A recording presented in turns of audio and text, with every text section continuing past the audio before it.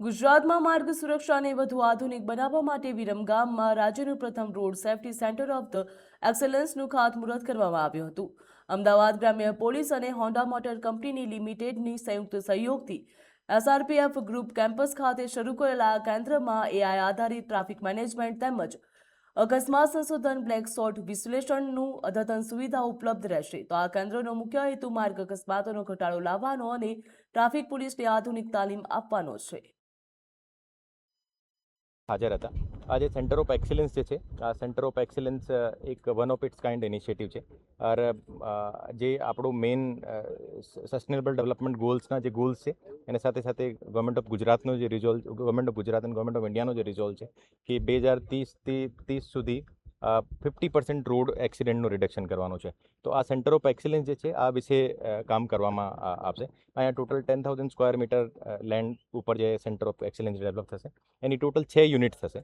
પહેલી યુનિટ જે છે એક્સિડન્ટ રિસર્ચ યુનિટ છે, બીજી એજ્યુકેશન એન્ડ અવેરનેસ વિંગ છે, ત્રીજી ટ્રેનિંગ એન્ડ કેપેસિટી ડેવલપમેન્ટ છે, ચોથી જે છે ટેકનોલોજી એન્ડ ઇન્ક્યુબેશન સેન્ટર છે.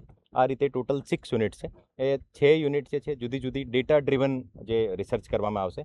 ઓર કઈ રીતે એન્ફોર્સમેન્ટ જે છે યા એજ્યુકેશન એન્ડ અવેરનેસ જે છે, ઇમરજન્સી રેસ્પોન્સ જે છે, આ કઈ રીતે ડેટા ડ્રિવન થઈ શકે એન્ડ કઈ રીતે ઇફેક્ટિવલી અમે એક્સિડન્ટ રિડ્યુસ કરી શકીએ, આ સેન્ટર ઓફ એક્સેલન્સ એના માટે બનાવવામાં આવેલો છે.